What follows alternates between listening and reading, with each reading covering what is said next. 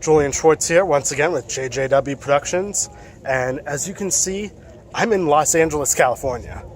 Over to my right there is the famous Hollywood sign, and I'm actually at Griffith Observatory right now. Now, what am I doing in LA?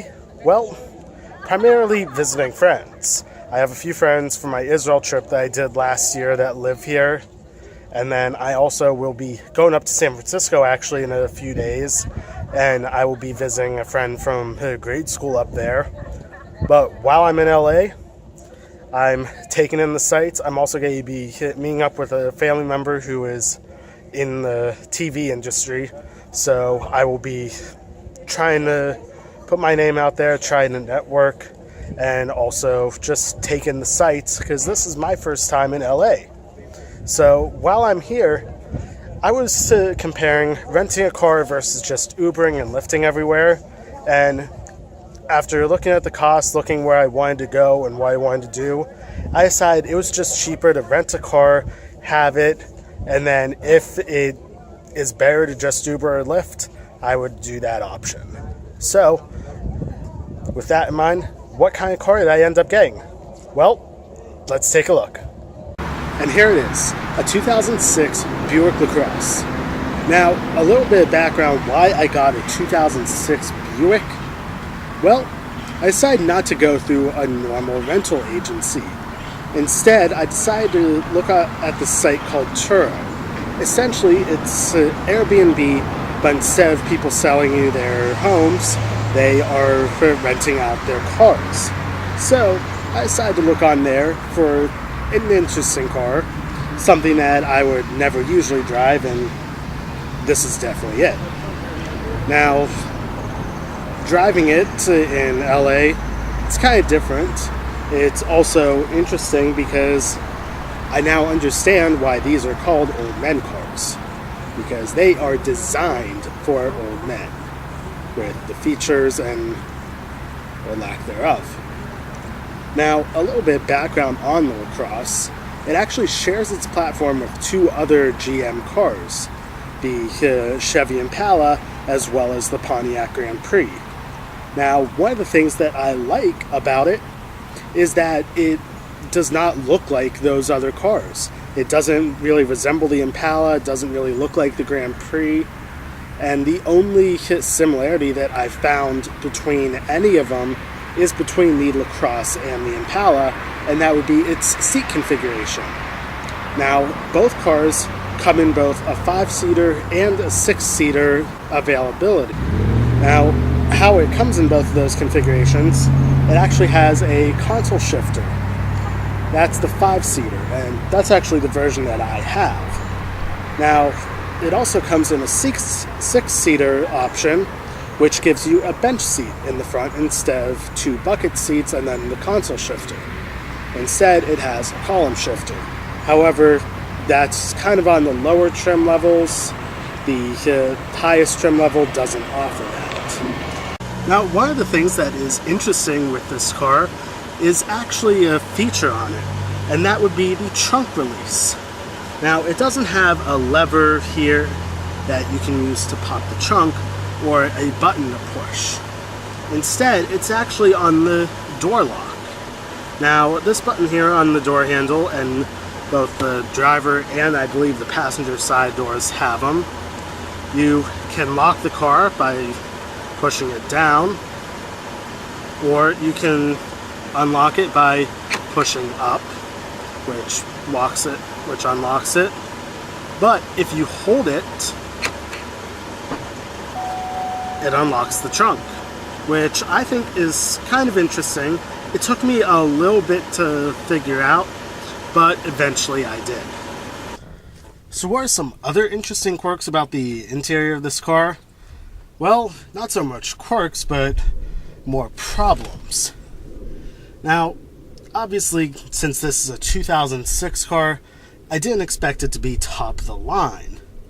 But you would expect it to have a few more options than what it did, especially when considering its cousin car, the Chevy Impala, offers almost the same amount of equipment. Now, one of the issues that I found with it is that it didn't have an auxiliary port on the radio. Kind of surprising. But another issue with it, the gear shift lever is actually very hard to use. It's very hard to put it into gear. I'm going to demonstrate.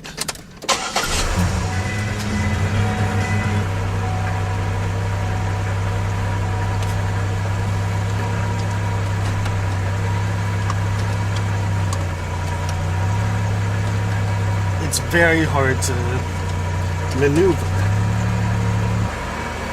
which I guess because it is so old, that might be why. Now, a few interesting quirks with the interior as well is actually the steering wheel design.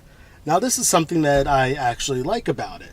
It has a few luxury options on the steering wheel that you wouldn't find in, say, the Impala.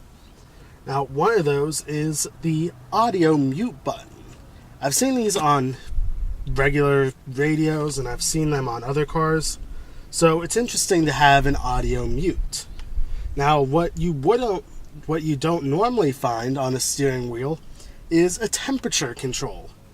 Now, this is on the right side of the steering wheel, and there's two arrows up and down that are colored red and blue for changing the temperature.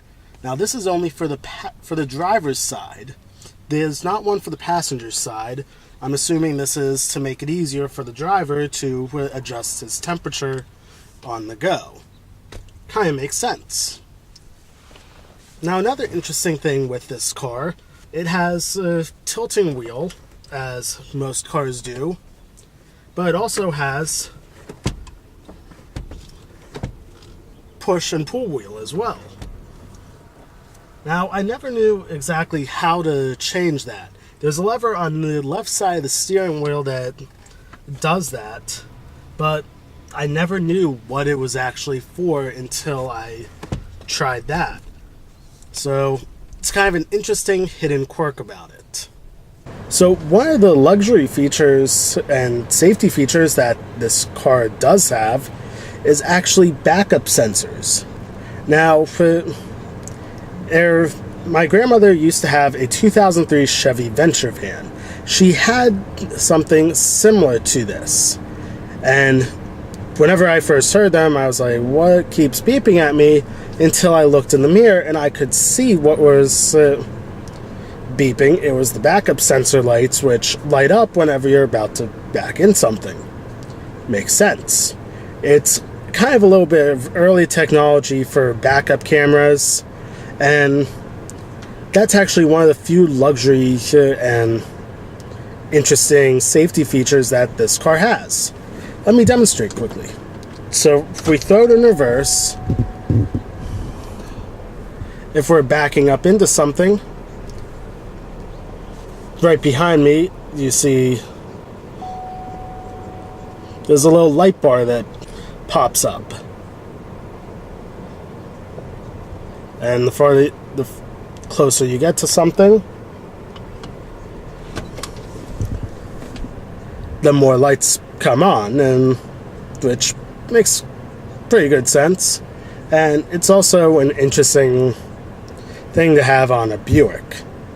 So it's kind of cool.